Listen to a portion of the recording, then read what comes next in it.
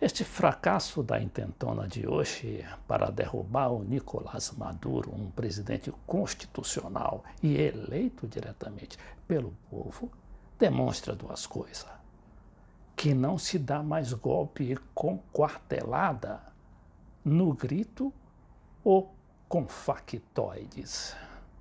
E também que os Estados Unidos, que coordenaram lá de Washington esta nova intentona, estão desesperados com a situação da América Latina, principalmente lá na Argentina, onde uma greve geral, hoje, que não foi completa, mas que foi um aviso de que o Macri também está, este sim, poderá estar com os dias contados.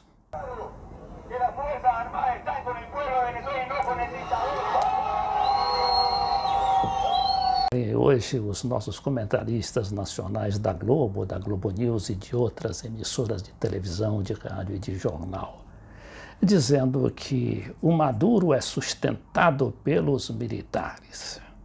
Isso é verdade. O Maduro tem uma grande sustentação militar. Só que a sustentação militar é apenas um dos pilares que sustenta o Maduro. Quem sustenta o Maduro é a base social construída pelo Hugo Chávez, inspirado no Fidel Castro lá em Cuba. Por isso, Cuba está há 60 anos no poder e ninguém derruba, ou pelo menos até hoje não derrubaram. E uma base social mobilizada constantemente com manifestações quase que diárias em favor do regime, porque já imaginaram esse Juan Guaidó aí solto com todo o apoio da mídia. E se não fosse uma força realmente com base sólida, o Maduro já estaria no chão. E essa mobilização também não se dá de graça. Ela decorre do programa social do governo, que dá mais educação. Imaginem só que com todos esses problemas da Venezuela, eles têm quase 90%, ou se não mais, de crianças nas escolas, num país pobre como a Venezuela, e além do mais, sofrendo todo este assédio internacional. E tem também os direitos sociais desse pessoal que quase não paga metrô, um preço simbólico, a gasolina também um preço muito baixo, além de remédios, assistência pública de saúde gratuita, absolutamente, e também de auxílio alimentar através de programas fantásticos de alimentação que atende a toda uma população. Essa é a razão do apoio ao Maduro e da fortaleza daquele presidente, que como o de Cuba, como o do Irã também, que tem forças armadas semelhantes, parecidas. Porque as forças armadas nesses países, né, de governos populares, elas são integradas com a população. A elas são entregues grandes obras rodoviárias e até de aeroportos, setores chaves da economia, de armamento e até de exportação. Porque é nas Forças Armadas que o povo confia para que os custos das obras públicas sejam menores e também para que tenham a sua lealdade nestes momentos de golpes de Estado e de tentativa de invasão do país. Porque todos nós sabemos que os Estados Unidos estão de olho mesmo. E não só os Estados Unidos, como todas as finanças internacionais estão de olho na reserva de petróleo da Venezuela, que é a maior do mundo. Folha de São Paulo, nossa Folha aqui no Brasil, ela deu uma dica extraordinária para a gente entender como é que esses golpes são realmente dirigidos, tutelados a partir de Washington. Olha aqui, a matéria é aparentemente inocente e diz...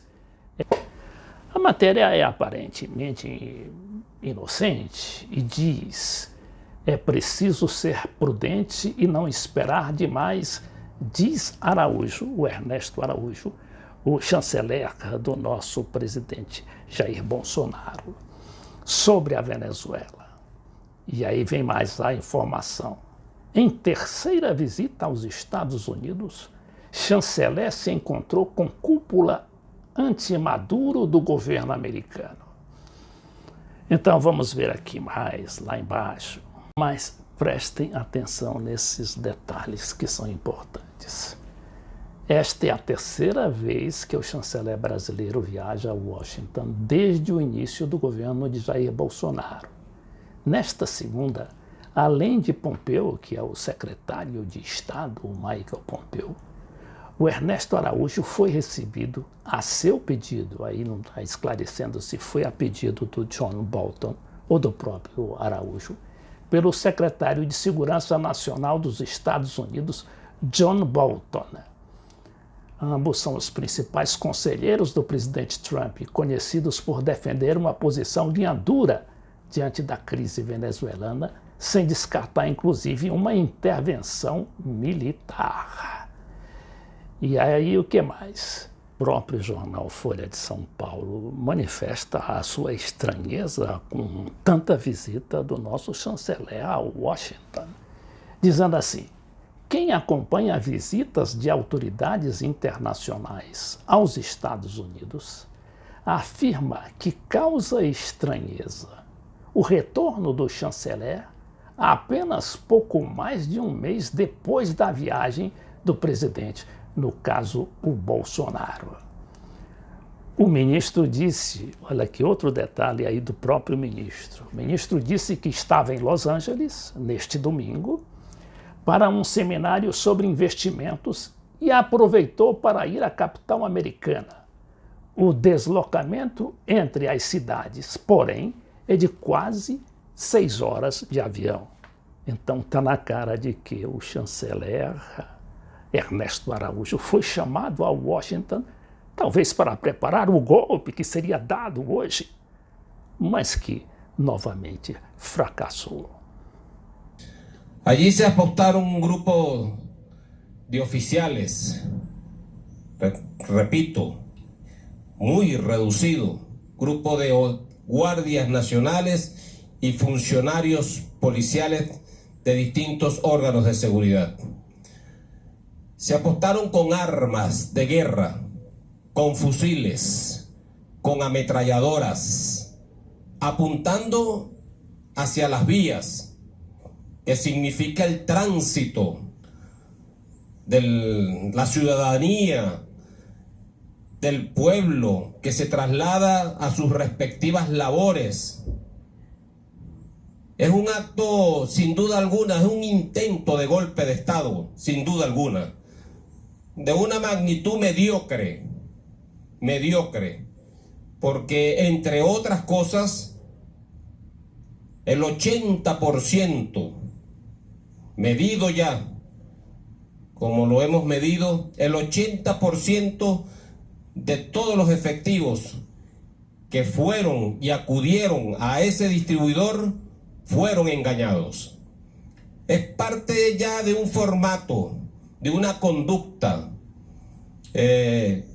mitómana, de engaño, para confundir, para llevar al desastre, al caos, a la muerte, a un grupo de hombres y mujeres, soldados de la patria, que están cumpliendo su misión, pero que lo llevan engañados, pues, a cometer un acto que podemos calificar también de terrorista.